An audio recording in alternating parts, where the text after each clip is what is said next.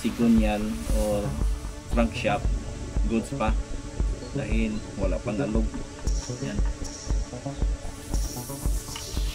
Pag ganyanin natin ang alog, wala po siyang space. Yan. Meaning okay pa yung crankshaft niya. Yung problema lang yung cylinder block at saka yung piston, dapat palitan.